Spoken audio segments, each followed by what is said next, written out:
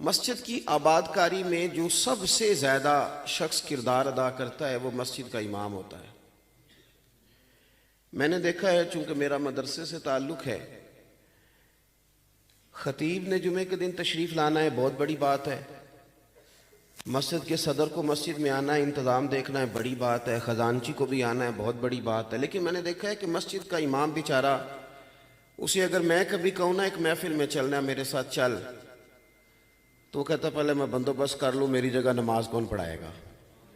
اور اگر ایمرجنسی میں اس کو دعوت دے لی کہ چلو میرے ساتھ، تو پھر وہ بیچارہ کیا کرتا ہے، وہ فون کرتا ہے کسی کو، کہتا ہے چابی فلاں جگہ پڑی ہے، وقت پہ اذان دے لینا، مسجد کھول لینا، فلاں جگہ جو ہے تمہیں ملے گی ماچس، اس سے ذرا گیزر وقت پہ چلا دینا، فلاں جگہ چیزیں موجود ہیں، وہاں سے جنریٹر کا بندوبست ہے، لائٹ چلی گئی تو دیکھ لینا۔ مسجد کے ساتھ خاص دلچسپی ہوتی ہے۔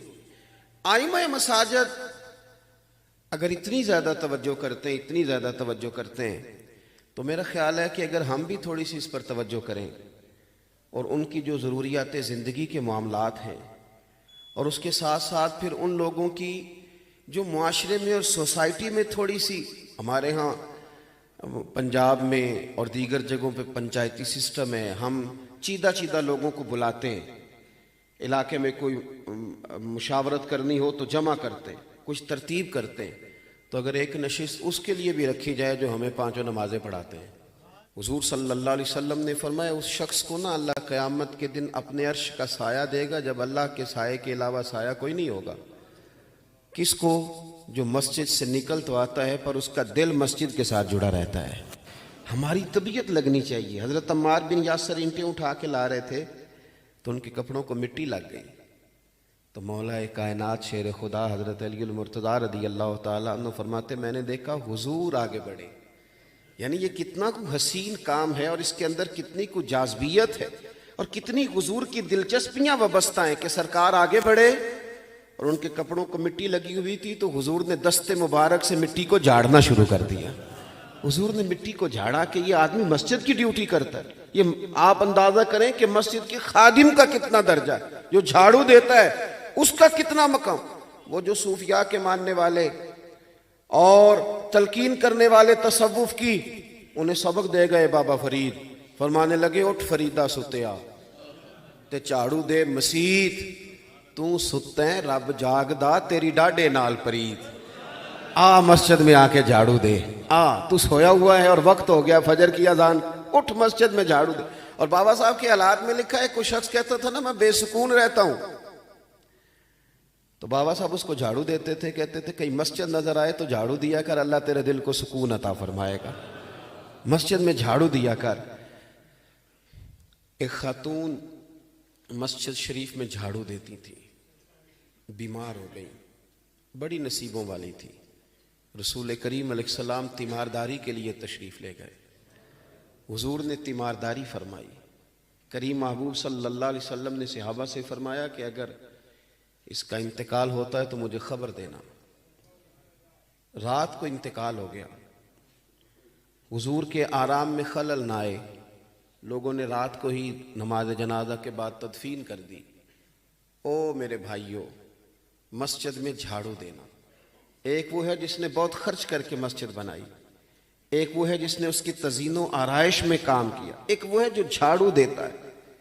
خاتون جھاڑو دیتی ہے، رات کو تدفین کر دی، سارا کچھ جاننے والے محبوب نے صبح پوچھا مجھے خبر کیوں نہیں دی، بتلایا کیوں نہیں؟ یا رسول اللہ رات کا وقت تھا، تکلیف دینا بہتر نہیں سمجھا تو ہم نے دفن کر دیا۔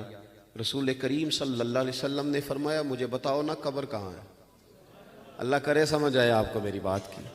وہ اس قبر کی کیا شان ہوگی جہاں چل کے اللہ کی ساری رحمتیں پہنچ گئی ہیں۔ حضور نے فرمایا بتاؤ قبر کہاں ہے اس خاتون کی؟ کریم محبوب قبر پہ کھڑے ہوئے۔ اگرچہ ہمارے بزرگوں کا، ہمارے احناف کا فتویٰ یہی ہے کہ بھلی جنازہ پڑھ لے، وارث جنازہ پڑھ لے تو دوبارہ جنازہ نہیں ہوتا، لیکن حضور کے تو اختیارات خصوصی ہیں، اور ویسے بھی کریم وارث ہے نا امت کے، حضور وارث ہے۔ نبی پاک صلی اللہ علیہ وسلم پہنچے قبر پہ، فرمایا صفے بناؤ بھی میں دوبارہ جنازہ پڑھاؤں گا۔ چونکہ اس کا مسجد سے تعلق تھا، لوگ کہتے ہیں میں معرفت حاصل کر کے حضور تک جاؤں گا، میں فلاں چیز پا کر کے پھر معرفت حاصل کروں گا.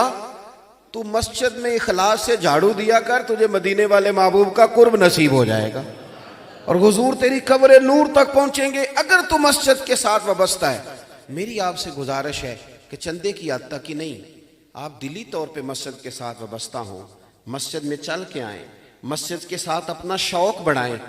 ایک قبیلہ تھا، دور رہتے تھے، تو ان کا خیال ہوا کہ مسجد کے قریب گھر لے لیں. اب تو بڑا مسئلہ ہے نا جی، مسجد کا اگر گھر کسی کے قریب ہے تو وہ کہتا ہے یہ لاؤڈ سپیکر روز چلے گا، معاذ اللہ لوگوں کو بڑی پریشانی ہوتی ہے. تو صحابہ نے سوچا قریب نہ مکان لے لیں تاکہ مسجد میں آنے جانے میں آسانی ہو، قریب نہ آ جائیں. اللہ اکبر. حضور کی بارگاہ میں بات گئی کہ وہ قریب آنا چاہتے ہیں، تو حضور نے فرمایا وہیں ٹھہرے رہو جہاں تمہارا گھر ہے، چل کے مسجد آیا کرو، جتنے قدم چل کے آؤ گے اتنے ہی اللہ تمہیں اپنے قرب کے درجات عطا فرمائے گا، گناہوں کی معافی ہوگی، نیکیوں میں اضافہ ہوگا. چل کے آؤ مسجد کے ساتھ اپنی وابستگی پیدا کریں. ایک بات آپ کی خدمت میں اور عرض کرنی ہے، یہ جو میرا دور ہے یہ بدگمانیوں کا بھی ہے اور معاذ اللہ مایوسیوں کا بھی ہے. ہم کسی تقریب میں جاتے ہیں تو ایک کہانی شروع ہوتی ہے کہ بڑی پریشانی ہے، بڑے حالات خراب ہیں، مطلب بڑی بری حالت ہے جی، کوئی پوچھنے والا نہیں. جو آنے والا نیا آدمی ہے نا وہ بیچارہ آزمائش میں آ جاتا ہے کہ شاید کچھ بن ہی نہیں سکتا، شاید اس قوم کا کچھ ہو ہی نہیں سکتا. میں ملک سے باہر تھا تو وہاں بھی مجھے ایک صاحب نے کہا پاکستان کا بڑا برا حال ہے، علماء، سیاستدان، فلاں فلاں. تو میں نے ان سے کہا میاں آپ دور بیٹھے ہیں، آپ کو کیا پتا ہو، میرے وطن میں اللہ نے بڑی بہار رکھی ہے. یہ چند سال پہلے زلزلہ آیا تھا تو جس بیٹی بیچاری نے خود سلائی مشین پہ بیٹھ کے جہیز بنایا تھا، اس نے بھی اپنے ابا سے کہا تھا کہ میں 2 کپڑوں میں چلی جاؤں گی، یہ زلزلہ زدگان کو دے دو. ایک بزرگ کو خون کی 1 بوتل کی ضرورت ہوتی ہے تو 14 نوجوان گلی میں کھڑے ہوتے ہیں، ہم حاضر ہیں. اور آپ کہتے ہیں کہ علماء اور مشائخ کا کام کیا ہے. تو میرے بھائی آپ دور بیٹھے ہیں، آپ کو کیا پتا ہو. رمضان المبارک کے اندر مسجدیں کم ہوتی ہیں اور تراویح سنانے والے حافظ زیادہ ہوتے ہیں. کیا بات کرتے ہیں آپ، اتنی کمزوری نہیں ہے، اتنی پریشانی نہیں ہے.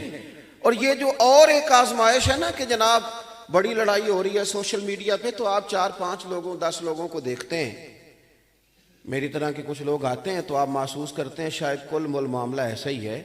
ہمارے سینکڑوں شیوخ الحدیث ہیں جن کے پاس وقت ہی نہیں ہے کہ وہ کسی میڈیا پہ آئیں، وہ سکون سے بیٹھتے ہیں اور سارا دن رسول پاک کی حدیثیں بیان کرتے ہیں اور دین پڑھاتے ہیں. کسی مایوسی کا شکار نہ ہو کوئی، اور آنے والی نسل جو ہے وہ بھی خوب دیکھے کہ دین کی چمن میں بڑی بہار ہے اور اللہ تبارک و تعالیٰ کے فضل سے بڑے بڑے بیدار مغز لوگ ہیں جو آ رہے ہیں اور انشاءاللہ تعالیٰ خوبصورتیاں آئیں گی. ابھی بھی کوئی ایسا نہیں ہے جس طرح کہ ہم محسوس کرتے ہیں. آپ آگے کی طرف دیکھیں اور سرور کائنات صلی اللہ علیہ وسلم نے ہمیں جو ذوق دیا ہے نا، حضور جب طائف سے لوٹ رہے تھے تو چونکہ آپ نے سنا ہوا ان لوگوں نے بڑی تکلیف دی، جسمانی بھی اعصابی بھی، بڑے سخت جملے بھی کسے. تو حضرت زید بن حارثہ رضی اللہ تعالیٰ عنہ نے عرض کیا تھا کہ یا رسول اللہ صلی اللہ علیہ وسلم آپ دعا کریں یہ تباہ ہو جائیں سارے. یہ جوان ذرا توجہ کریں میری بات پہ. ہم نے تو گاڑیوں کے پیچھے لکھوا دیا کہ سب مایا ہے، سب دولت. اتنی مایوسی. ہماری ماں نے جو ہمیں دودھ پلایا تھا تو پیسے لے کے پلایا تھا، ہمارے باپ نے جو جوانی ہمارے نام کر دی تو دولت لے کے. یہ کن بدگمانیوں کا ہم شکار ہیں اور پریشانیوں کا شکار ہیں. حضور لوٹ رہے ہیں. حضرت زید بن حارثہ رضی اللہ تعالیٰ عنہ نے عرض کیا کہ یا رسول اللہ دعا کریں یہ تباہ ہو جائیں. حضور نے کیا دعا کی؟ کہا اللہ انہیں ہدایت دے دے. فَإِنَّهُمْ لَا يَعْقِلُونَ. انہیں پتہ ہی نہیں، انہیں سمجھ ہی نہیں کیا کر رہے ہیں. تو عرض کی یا رسول اللہ میں نے کہا تھا دعا کریں تباہ ہو جائیں. تو حضور نے جو امید بتائی، جوانوں دیکھنا ادھر، کریم فرمانے لگے کیوں دعا کروں کہ یہ تباہ ہو جائیں؟ زید اگر یہ نہیں نہ مانتے تو مجھے امید ہے ان کی آنے والی نسلیں میرا کلمہ پڑھ جائیں گی. اتنی بڑی امید حضور نے دلائی. اٹھ باندھ کمر کیوں ڈرتا ہے، پھر دیکھ خدا کیا کرتا ہے. جن لوگوں کے حوصلے تازے رہتے ہیں نا وہ لمبا سفر بھی آسانی سے کر لیتے ہیں، لیکن جو تلخ ہو جاتے ہیں نا، ترش ہو جاتے ہیں، بس وہ ایک گاڑی والا کٹ مار کے چلا گیا ہماری گاڑی کو، تو تو ہم تلخ ہو گئے تو اب سارا رستہ ہم نے پریشان رہنا ہے. بھائی وہ تو چلا گیا اپنا کام کر گیا, اب آپ چھوڑیں, آپ اپنے طرف دیکھیں, آپ نے تو سفر کرنا ہے کہ نہیں. تو اپنی زندگی کے اندر امید وابستہ کریں. یہ بڑا خوبصورت ایک منظر ہے کہ مسجد کی تقریب کے موقع پر ہم سب یہاں جمع ہیں. اللہ کے حضور یہ دعا ہے, اللہ آس کی دولت عطا فرمائے, اللہ تبارک و تعالی للہیت نصیب فرمائے.